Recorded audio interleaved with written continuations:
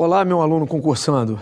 Hoje nós vamos trabalhar um tema de suma importância, um tema obrigatório em todas as questões que envolvem a administração pública, em todas as questões de direito administrativo previstas em provas da CESP-UNB, ESAF, FCC, Sesgran-Rio, FUNRIO e diversas outras bancas. A Lei de Improbidade Administrativa.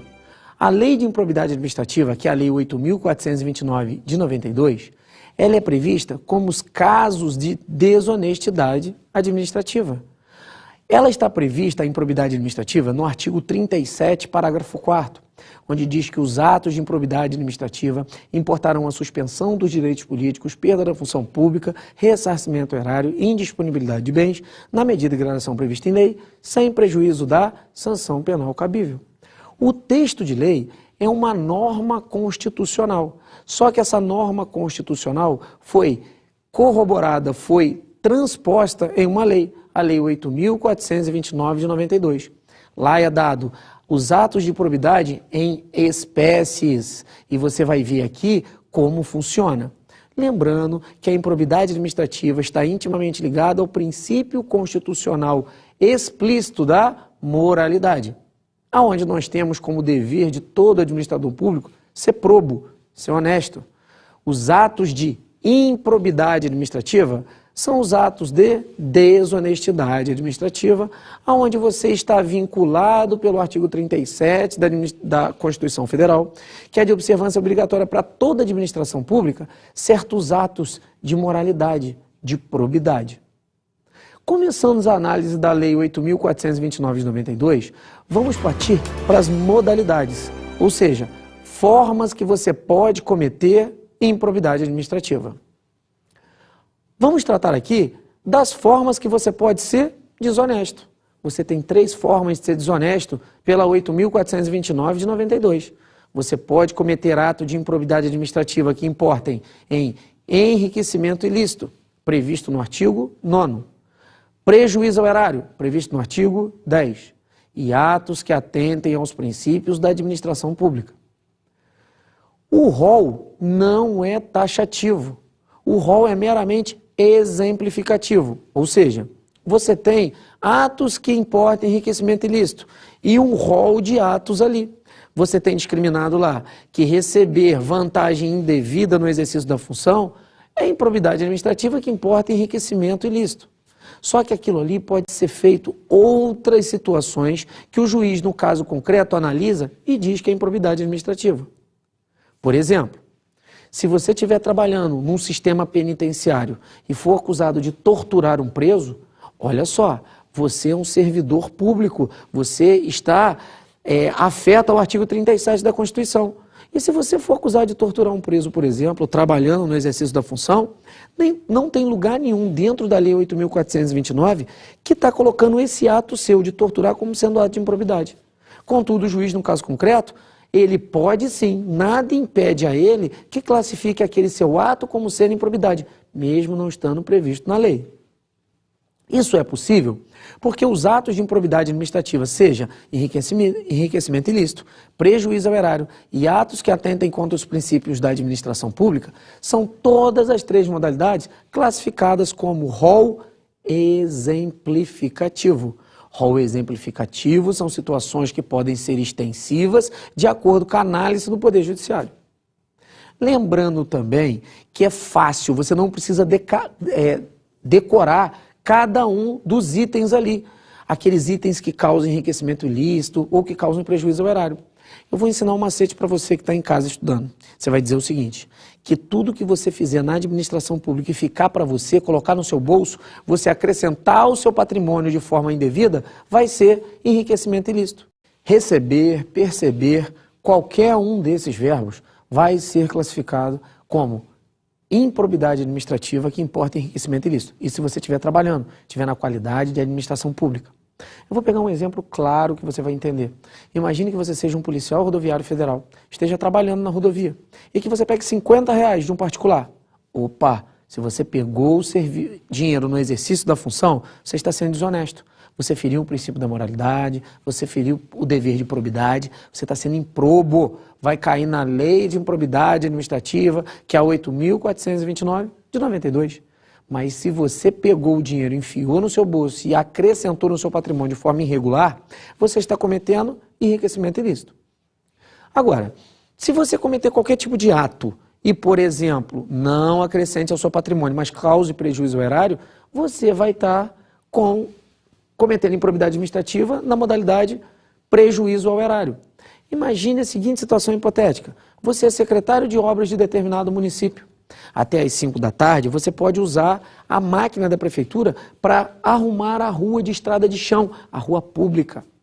Quando chega por volta das 5, 5h30, quando já acabou o serviço, você, para fazer aquela média com o amigo, coloca o maquinário dentro da fazenda do seu amigo e conserta a rodovia dele, a rua do amigo, a rua interna da fazenda, área particular. E você diz para ele o seguinte: olha, meu amigo, eu não quero causar prejuízo para a administração. Você pode usar a máquina, mas você encha o tanque, lave a máquina e coloque ela no mesmo lugar para ela ser trabalhada amanhã. Eu pergunto para você, nessa situação, houve improbidade administrativa? Eu afirmo para você que houve. Não pode não ter havido o prejuízo patrimonial, porque ele restituiu tanto o combustível, assim como lavou o equipamento. Só que o prejuízo ao erário foi moral. Foi ferido o princípio da moralidade. Improbidade administrativa nos atos que cometam prejuízo ao erário. Agora, atos que atentem contra os princípios da administração pública são um rol bem aberto. Ali, por exemplo, se você negar fé a documento público, se você fraudar a licitude de concurso público, todas essas situações você vai entrar nos princípios que regem a administração pública. Então, matamos aí as modalidades. Você pode ser desonesto, ou seja, cometer improbidade administrativa de 3 formas. Primeira forma, enriquecimento ilícito. Segunda forma, prejuízo ao erário. E terceira forma, atos que atentem contra os princípios da administração pública. Vamos tratar agora das instâncias. Você pode responder tanto administrativa, como civil, como penalmente pelo ato cometido. Só que a lei de improbidade administrativa, ela não trata, em regra, de normas criminais. Ela não tem natureza penal. Ela tem natureza administrativa, civil e política. Porque através da improbidade administrativa para o servidor público, gera a demissão, pode gerar o ressarcimento erário, o pagamento de multa e pode gerar a suspensão dos direitos políticos. Então, a natureza da lei de improbidade administrativa é administrativa, civil e política. Não existe natureza penal. Aí eu pergunto para você, porque a sua prova vai me perguntar, a lei 8.429 de 92 trata de crime?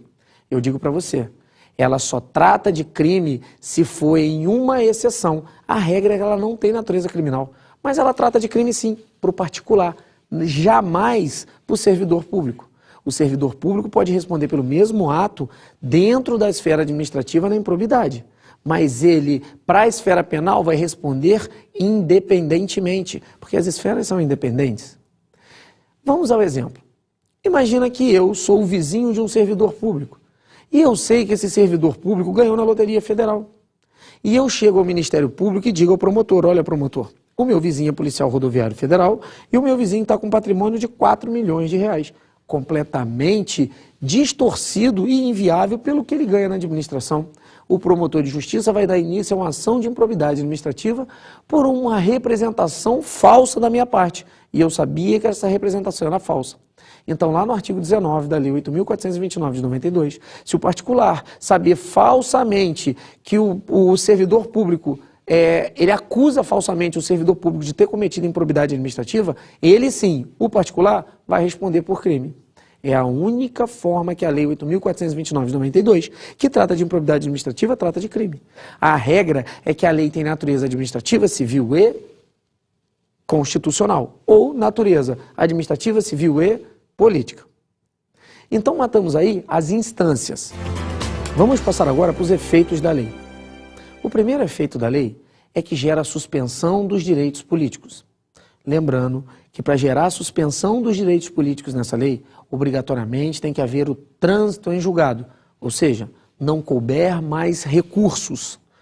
Pode também dar a perda da função pública, também necessita do trânsito em julgado. Lembrando que a perda da função pública é a demissão do servidor.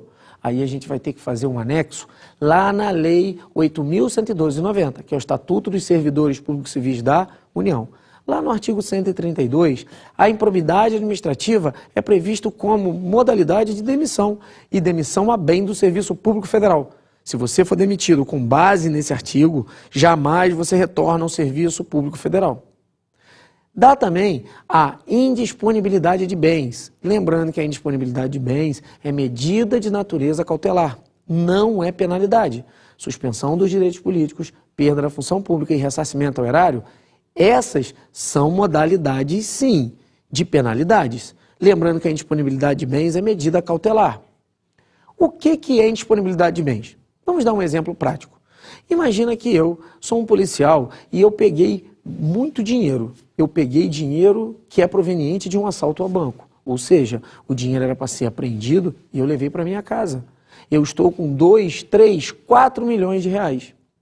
O que acontece? Eu cometi um ato de enriquecimento ilícito, fui desonesto e acrescentou ao meu patrimônio. O Ministério Público, mesmo antes de dar início à ação de improbidade administrativa, pode dar tanto o arresto como o sequestro de meus bens, ou seja, indisponibiliza todos os bens para qualquer finalidade. Eu não posso vender, eu não posso alugar, eu não posso manipular os bens. Eu vou dar a diferença para você entre arresto e sequestro. O sequestro, ele pega o bem individualizado. É como se fosse uma varinha e eu puxo um peixinho por vez. O arresto é quando eu jogo uma tarrafa e eu pego todos os bens de uma vez só. Então, o sequestro e o arresto, que são classificados como indisponibilidade de bens, ou seja, medida cautelar, pode ser dado até mesmo antes do início da ação. O ressarcimento ao erário é medida civil da Lei 8.429, de 92. É ali que você, que é servidor público, se cometeu o ato de improbidade administrativa, vai ser obrigado a ressarcir o prejuízo aos cofres públicos. Lembrando que se for você que causou o prejuízo, isso aí é imprescritível. O prejuízo é imprescritível, jamais vai prescrever. Pode passar 10, 20, 30, 40, 50 anos, que ainda assim você vai ter a dívida com o erário. Se você, por exemplo, for demitido, a partir do ato de demissão, você tem 60 dias para ressarcir integralmente o valor do prejuízo aos cofres públicos. Do contrário, você entra em dívida ativa. Isso está vinculado à Lei 8.112 de 90. Vamos tratar das punições. Acompanhe comigo nesse quadro as modalidades de punição. Nós temos aí enriquecimento ilícito, prejuízo ao erário e atos que atentem contra os princípios da administração pública. Dentro dessa modalidade, nós temos a suspensão dos direitos políticos. Você pode reparar no quadro que a suspensão dos direitos políticos, ela tem o tempo máximo, o maior tempo de suspensão dado no enriquecimento ilícito, que é de 8 a 10 anos. Nós temos no prejuízo ao erário o tempo de suspensão dos direitos políticos que varia de 5 a 8 anos. E nós temos também, nos atos que atentem contra os princípios da administração pública, que o prazo é de 3 a 5 anos. Dessa modalidade, que é a suspensão dos direitos políticos, que nós podemos classificar como sendo de cunho constitucional, como sendo o mais grave. Então, temos também que na Lei de Improbidade Administrativa, os atos que importam enriquecimento ilícito são os mais graves da lei. Temos também agora a multa civil que você é obrigado a pagar. Você pode sofrer no enriquecimento ilícito uma multa de até 3 vezes o valor do prejuízo que você causou, ou do valor do enriquecimento que você teve. Por exemplo, se você tem um prédio e você gastou 2 milhões de reais naquele prédio e isso foi fruto da improbidade, você pode ser obrigado a pagar até 6 milhões de reais, ou seja, até 3 vezes o valor do seu enriquecimento. Se você causou prejuízo ao erário, você pode ser obrigado a pagar até 2 vezes o valor do prejuízo causado. Se o prejuízo que você causou à administração pública estava comportando na casa de 1 milhão de reais, você pode ser obrigado a pagar até 2 vezes esse valor, ou seja, 2 milhões de reais. Se você tiver nos atos que atentem contra os princípios da administração pública, você pode receber uma multa civil de até 100 vezes o valor da sua remuneração. Se você, por exemplo, é um servidor público federal e ganha R$ 10.000, você vai ser obrigado a pagar um valor até 100 vezes o valor da sua remuneração. Temos também os atos de punição que geram a proibição de contratação com a administração pública. Por exemplo, você foi demitido, era um policial rodoviário federal, você ficou fora da administração e você criou uma empresa. Você fica, por esses prazos que está no seu quadro aí, proibido de contratar, ou seja, proibido de licitar com a administração, porque o contrato administrativo se dá após a licitação. Os prazos são para enriquecimento ilícito de 10, para o prejuízo erário de 5 e para os atos que atentem contra os princípios da administração pública de 3 anos. Então você acabou de ver aí o quadro das penalidades. Esses quadros dessas punições são fáceis de você gravar. Para isso, você precisa concatenar as ideias e não confundir. Por exemplo, ele pode inverter, dar um caso de improbidade administrativa e inverter os prazos. Então, nas questões, você tem que gravar esse quadro. Vamos agora passar para os sujeitos ativos para a propositura da ação. Quem é o dono da ação da improbidade administrativa? Na própria lei de improbidade diz que qualquer do povo, qualquer cidadão pode representar. É o direito de representação que está no artigo 5º da Constituição Federal. Esse todo o popular, qualquer civil pode representar. Contudo, para o ato de improbidade administrativa, para a propositura da ação, que é totalmente diferente da representação, somente 2 pessoas podem propor essa ação: o Ministério Público e a pessoa jurídica interessada. Lembrando que se a pessoa jurídica, que é a União, por exemplo, for a dona da ação, ela propor a ação, obrigatoriamente o Ministério Público, que é o fiscal da lei, tem que andar junto na propositura da ação de improbidade administrativa. Que, na verdade, essa ação tem natureza administrativa e civil. Vamos passar agora para o sujeito passivo da ação de improbidade administrativa. Quem pode sofrer a ação de improbidade administrativa? Bem, toda administração pública direta ou indireta. União, Estado, DF, município, e também as autarquias, fundações, sociedade de economia mista e empresa pública.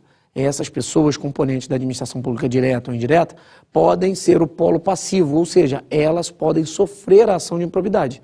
Um exemplo é quando você, por exemplo, tem um policial rodoviário federal que está trabalhando para a administração pública direta. Quem é o sujeito passivo? Quem é a vítima da ação de improbidade? Nessa situação é a administração da União. Também pode sofrer a improbidade administrativa aquela pessoa, permissionário ou concessionário, que receba mais de 50% da receita anual vinda de um órgão, vindo de uma pessoa jurídica da administração pública. Agora, se qualquer pessoa, seja concessionário ou permissionário de serviço público, estiver recebendo menos de 50% da receita anual dos cofres públicos, ali você também poderá punir o agente que comete improbidade administrativa. Contudo, a punição será aplicada somente na modalidade patrimonial. Você não aplicará nele, por exemplo, uma suspensão dos direitos políticos ou a perda da função pública. Somente proibição de contratar e também as multas que você viu naquela tabela que a gente tratou. Colocando aí agora, vamos ver quem pode ser sujeito ativo dessa ação. O sujeito ativo dessa ação é o agente público. O particular pode cometer improbidade, mas para isso tem que estar intimamente ligado com o agente público. A pessoa que induz a partir de um agente público ou pratica junto não pode ser isolado. Ou de qualquer forma beneficia-se com a ação do agente, responderá na ação de improbidade. Lembrando que para cometer a improbidade administrativa, o agente público tem que estar presente. O particular não pode cometer improbidade diretamente. Um exemplo. Imagine que um policial rodoviário federal está trabalhando na rodovia e ele fique durante o dia inteiro pegando dinheiro, ou seja, está sendo desonesto, cometendo improbidade. No final da tarde, ele junta aquele dinheiro, vá do outro lado da rua e entregue para o dono de um botequim. Chega e fala com ele: olha, segure esse dinheiro aqui que eu estou com medo da corregedoria. Fique com esse dinheiro que eu dou 10% desse valor para você. O particular viu, tinha ciência do ato de improbidade do policial, que é um servidor público, que é um agente público. Então, nessa situação, como ele induziu ou se beneficiou ou de qualquer outra forma estava ligado ao agente, o ato de improbidade administrativa estará estendido ao particular. Então, o particular não pode cometer de forma alguma isoladamente o ato de improbidade. Eles têm que estar de alguma forma ligados ao agente público. Não estão sujeitos à Lei 8.429 de 92. A vedação expressa dessa lei é dado de todas as formas. Eu posso dizer para você que não está sujeito à lei qualquer tipo de benefício. Transação, acordo, conciliação ou juizado especial. De forma alguma, você pode beneficiar o autor da lei de improbidade administrativa. Se o autor cometeu um ato de improbidade, você não pode, por exemplo, jogar ele no juizado especial, que é o juizado especial cível de pequenas causas. Tampouco ele vai responder ou ter algum tipo de benefício na lei. A lei veda tudo. Essa lei ela é taxativa, ela proíbe qualquer tipo de transação. A prescrição administrativa se dá quando ocorre a perda do poder de punir da administração pública. Ela pode se dar de 3 situações distintas. Nós utilizamos a prescrição de uma forma para cargos comissionados, ou seja, cargos em comissão, aqueles cargos de livre nomeação e livre exoneração. Damos também para o titular de cargo ou emprego público e também em caso de demissão. Vamos trabalhar a primeira modalidade, que é a modalidade de cargos comissionados. Os cargos em comissão, a prescrição se dá 5 anos, mas essa prescrição de 5 anos é contada após que o servidor público abandona, larga ou ele sai do cargo em comissão que ele está trabalhando. Por exemplo, o ministro da Justiça, ele tem um cargo em comissão. Se ele cometer um ato de improbidade administrativa, o prazo de 5 anos irá começar a contar a partir do momento que ele sai do cargo em comissão. Ele saiu da função comissionada, do cargo em comissão, a partir dali são 5 anos contados para se dar a prescrição. No caso de titular ou emprego público, se dá no mesmo prazo de demissão. Ou seja, o prazo de demissão, no caso do servidor, que está regido pela 8.112 de 90, ele é de 5 anos. Mas é de 5 anos contada da data que a administração toma ciência do fato. Temos que tomar cuidado, porque no caso de demissão na 8.112 de 90, ocorre 2 tipos de prescrição.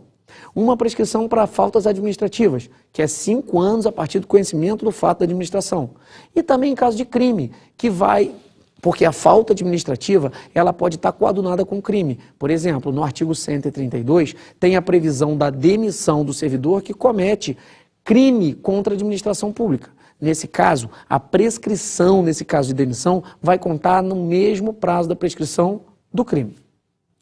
Agora, são imprescritíveis quanto ao prejuízo civil se ele for causado ao agente. Ou seja, não há prescrição para ressarcimento ao erário, para pagar o erário. Mas esse ressarcimento é imprescritível somente quando o autor for o causador do dano. Vamos passar agora para a aplicação da lei. Olha, essa aplicação da lei, ela independe de 2 fatores. Primeiro fator, a ocorrência do dano. Segundo fator, a aprovação das contas pelo Conselho ou tribunais, ou seja, a aprovação das contas pelo Tribunal de Contas da União, se você estiver vinculado à União. Um bom exemplo é o seguinte: imagina que você está trabalhando como secretário de obras do município. Imagine que você está com a máquina para arrumar a rodovia, a pista de estrada de chão. E você vai e arruma a pista até as 5 da tarde. Depois das 5 da tarde, você pega essa máquina e coloca dentro da fazenda de um amigo seu, de um particular.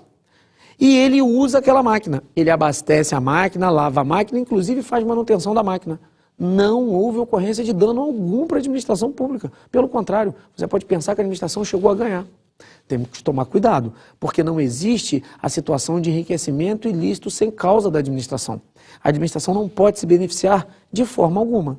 E segundo, mesmo que não tenha ocorrido o dano, ainda assim a administração pública teve ferido o princípio mais importante ligado à improbidade administrativa, que é o princípio da moralidade. Lembrando que moralidade está intimamente ligada ao dever de probidade, o dever de ser honesto. Se você fere o dever de ser honesto, você entra na improbidade administrativa, independente da ocorrência de dano. As aprovações das contas pelos conselhos ou tribunais, ou seja, a aprovação das contas pelo Tribunal de Contas da União, não é fator para tirar você da lei de improbidade administrativa. Você continuará respondendo pela lei de improbidade. Imagine a seguinte situação hipotética. Imagine que você é o responsável pelo setor de licitação de determinado órgão público. Imagine que você faça a licitação erroneamente. Imagine que o Tribunal de Contas da União faça uma vistoria e autorize. E aquele procedimento errado vai sim se transformar em improbidade administrativa, inclusive pode alcançar ao representante dos conselhos ou tribunais. Então, a aplicação da lei de improbidade administrativa independe sobremaneira da ocorrência de dano e da aprovações das contas pelos conselhos ou tribunais. Lembrando que para responder na lei de improbidade administrativa, você pode estar tanto na União, nos estados, no Distrito Federal, nos municípios, você pode estar também nas autarquias, fundações públicas, sociedade de economia mista e empresa pública, independente da estrutura que ela trabalhe, seja ela prestadora de serviços públicos ou exploradora de atividade econômica, e alcança também os concessionários e permissionários de serviços públicos, sendo que para eles responderem na ação de improbidade administrativa, tem que haver dinheiro público empregado. 50% a mais da receita líquida anual dessas pessoas responderão o agente por qualquer das punições. Menos de 50% da receita anual responderá apenas na situação patrimonial. Agora, meu aluno, ficou claro para você porque nós explodimos a lei de improbidade administrativa em tópicos. Você sabe que o artigo 37, parágrafo 4º, que prevê que os atos de improbidade administrativa importarão a suspensão dos direitos políticos, perda da função pública, ressarcimento erário e indisponibilidade de bens, na medida e gradação previsto em lei, sem prejuízo da sanção penal cabível, é uma norma constitucional que foi detalhadamente explicada na Lei 8.429 de 92. Essa lei que trata dos atos de improbidade administrativa são cobrados em vários tópicos, inclusive no próprio direito constitucional.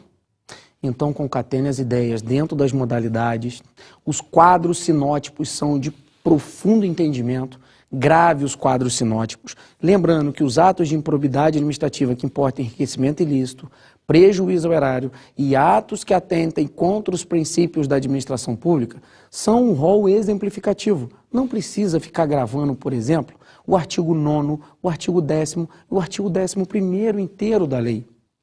É importante também que você faça uma leitura dinâmica de toda a lei.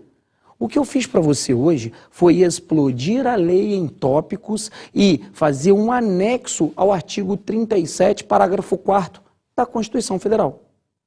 Mas a leitura da lei é insubstituível. A lei é pequena, são 2, 3 folhinhas apenas. Faça um resumo, copie toda a matéria no seu caderno, não fique ligado apenas a livros. Fique ligado ao texto da lei, porque isso é que vai fazer você acertar a questão em concurso público.